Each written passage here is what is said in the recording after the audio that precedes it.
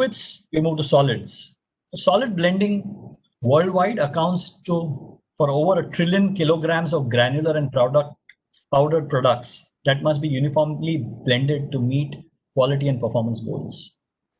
In the food industry, we handle a lot of powdered food products like soft drink premixes, food flavors, instant foods, and these are all batch processes that are used. Equally important, solid blending in the pharmaceutical industry, where small amounts of powdered active ingredients are precisely blended with excipients such as sugar, starch, cellulose, lactose, or lubricants. The chemical industry, that's one industry where large-scale solid blending applications are there. Agrochemicals, fertilizers, detergents, ceramics, all of these involve solid blending. Let's look at the different solid blending equipment. Just like we had axial and radial flow mixers when it came to liquids, in case of solid blenders, the mixing mechanisms are diffusion, convection, and shear. And depending on the mechanism of mixing, the mixing equipment are classified. So we have tumbler blenders, we have convective blenders, and then we have silo blenders. The double cone blender, the V blender, and the octagonal blender, which are commonly used in the food and the pharmaceutical industry, these are tumbler blenders. The convective blenders include ribbon and paddle blenders, plowshare mixers, cone screw blenders, and twin shaft paddles.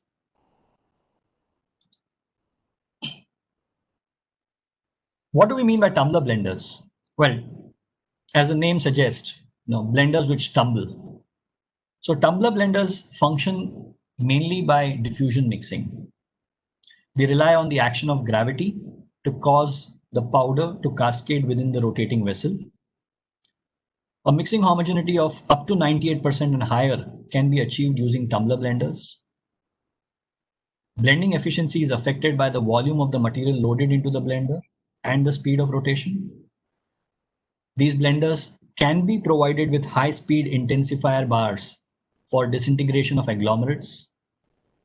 These are preferred where precise blend compositions are needed. They are best suited for free-flowing applications and non-segregating powders, primarily because we are using gravity. The recommended fill volume is 50 to 60% of the total blender volume. So any blender that we design, there has to be space to allow the material to mix. So every blender has a particular ratio of fill. So in the case of tumbler blenders, it is 50 to 60%. The blend times typically range from about 5 to 15 minutes.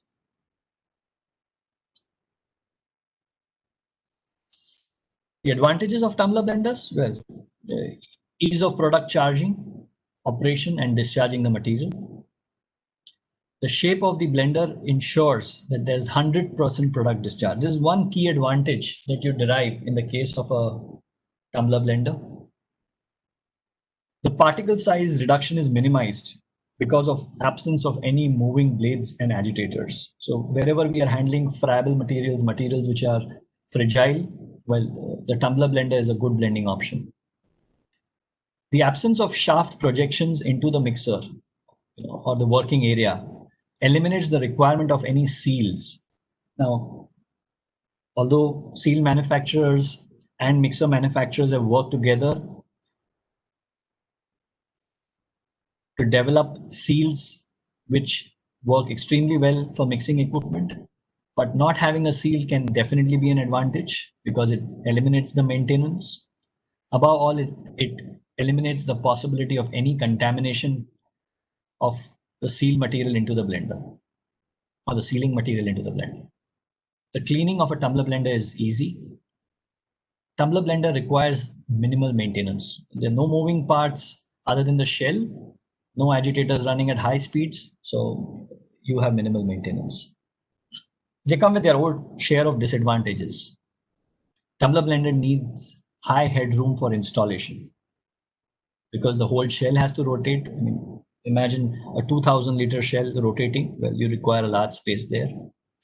It also poses safety concerns with such a large moving body. Segregation problems occur with mixtures having a wide particle size distribution or large differences in particle densities. Highly coercive materials cannot be handled in tumbler blenders since they tend to form a bridge over the blender outlet. So it comes with its share of limitations as well. How do we overcome these limitations? We move to convective blenders. So as the name suggests, convective blenders, the convective motion is the mechanism of blending which is used here. We have different kind of convective blenders. We have the horizontal ribbon blender, the vertical ribbon blender, the vertical cone screw blender, the paddle blender, the plowshare mixer. That's the animation that you see here. How the mixing element causes convective motion. In this case, it also causes fluidization because the plowshare mixer, besides being a convective mixer, is also a mixer based on the principle of fluidization. And then we have the twin shaft paddle mixer. This also falls in the category of fluidization mixer. Well, the most commonly used solid blender, and I'm sure a lot of the food industry uses the ribbon and paddle blenders. So these blenders, you have a U-shaped horizontal trough, a vessel, which contains a rotating double helical ribbon agitator or a paddle agitator, or you could have a combination of a ribbon and paddle. That's one of the new developments with that kind of agitators. So it's a ribbon paddle blender. These are extremely close clearance impellers. So the gap between the mixing vessel and the mixing blade is to the tune of 3 to 6 millimeters only. The charging of material is through the top. The discharge is through the walls which are located at the bottom. The fill ratios in ribbon and paddle blenders is about 40 to 70% of the total volumetric capacity. Typical blending times are 15 to 20 minutes. The mixing homogeneity, well, it's 90 to 95%. For higher homogeneity, you could add elements such as choppers, which would increase the mixing homogeneity a bit. Specific power, well, that's the power per unit volume. That's typically 5 to 20 kilowatt per meter cube of product to be blended. The ribbons are best suited for free-flowing and cohesive products. Paddles are suitable for wet and heavy materials. Paddles are also suitable where materials are fragile and you do not want them to disintegrate. Ribbon and paddle blenders are available in both horizontal and vertical configurations. Plowshare mixer. Well, as the name suggests, the mixing element is plow-shaped. What you see in the image, the small blades or the series of blades, those are typically like the kitchen mixer that we have.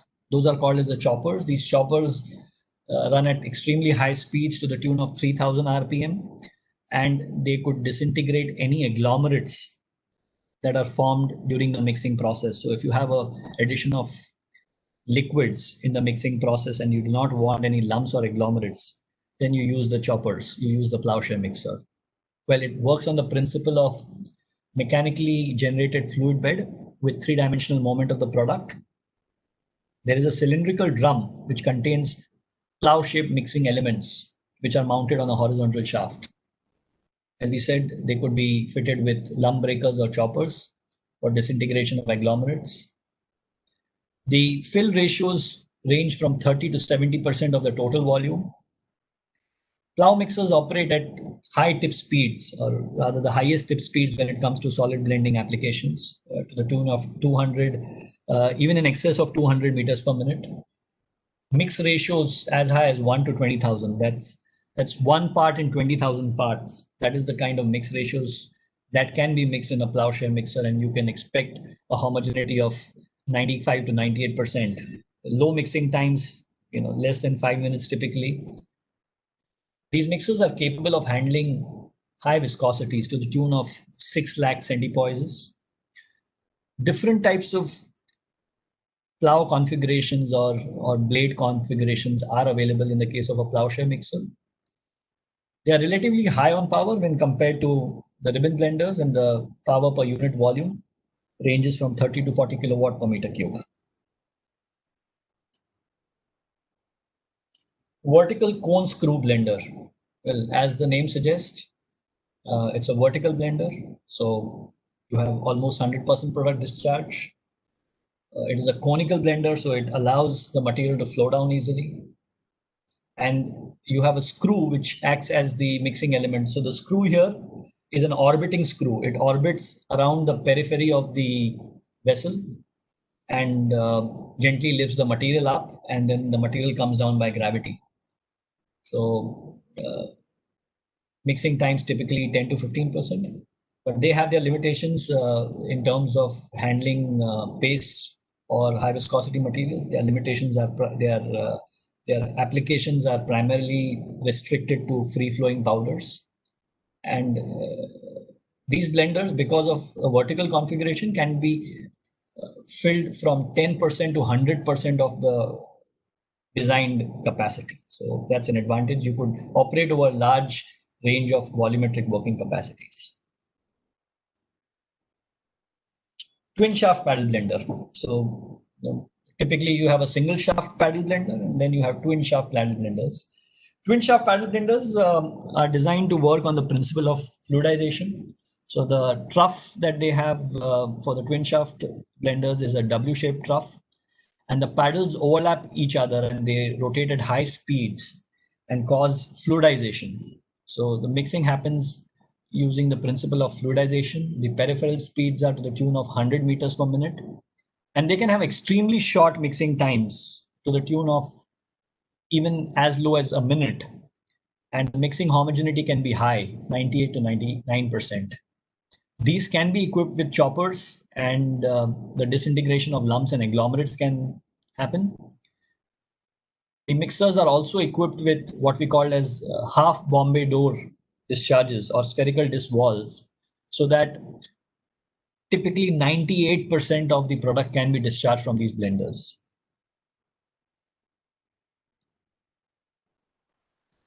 Finally, we come to silo blenders. So silo blenders will have limited applications in the food industry, but nevertheless, these are considered where materials blended in small batches need to be homogenized in a large single lot. Here, the capacities range from 5 meter cube to 200 meter cube. And you have different kinds of silo blenders. You have mechanical silo blenders, you have gravity silo blenders. The energy cost with these blenders is extremely low, 1 to 2 kilowatt hour per ton of product being blended. But as I said, these are more like bulk mixers for homogenization, and they're not used for fine mixing applications. For fine mixing applications, we use the blenders that we just discussed. Well, just like there is mixing, there is also demixing. It's also called as segregation. And blending and segregation, these are competing processes. Segregation is defined as the separation of particles into distinct zones due to the particle size, shape, density, resiliency, or other physical attributes like static charge. Segregation takes place. There are several mechanisms because of which segregation takes place. You have sifting segregation, you have fluidization segregation, and then you have dusting segregation.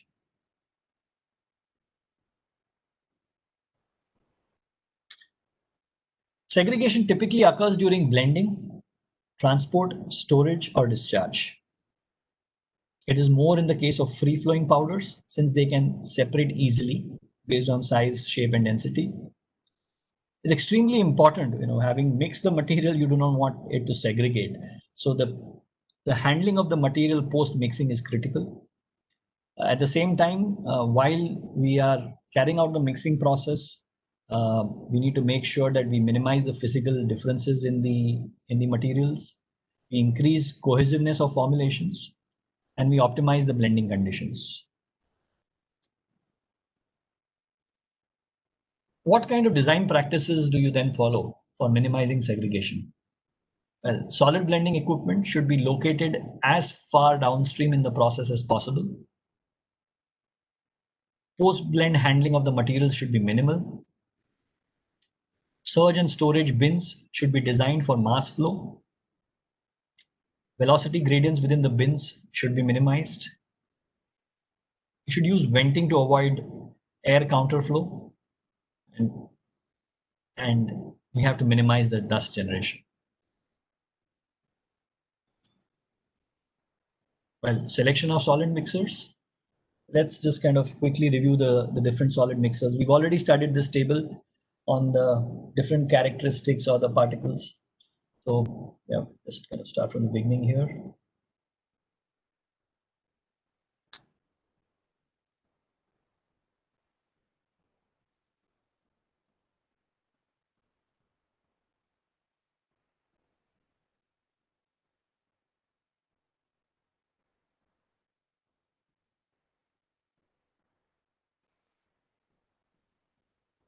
So the plowshare mixer, the fluidization type mixer, works on the principle of fluidization, generating a fluidized bed by the rotation of the impellers.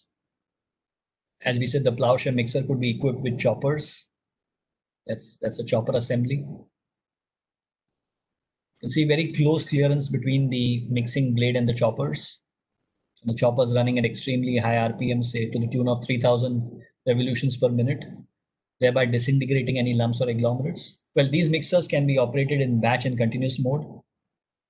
Then we looked at the twin shaft paddle mixer with choppers. We looked at the convective blenders, that's a continuous ribbon blender.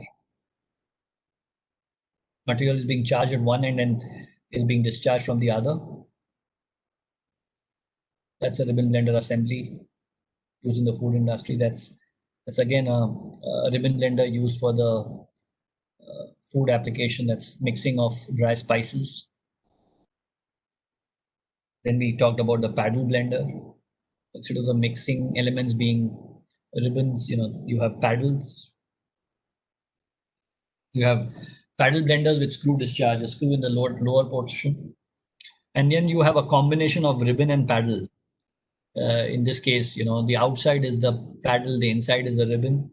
And then you have a high-speed intensifier bar or the chopper disintegrating any lumps or agglomerates which are in the mixing product.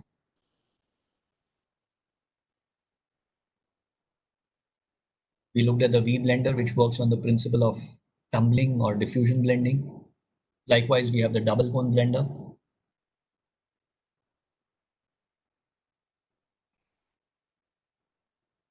That's a V blender in GMP construction.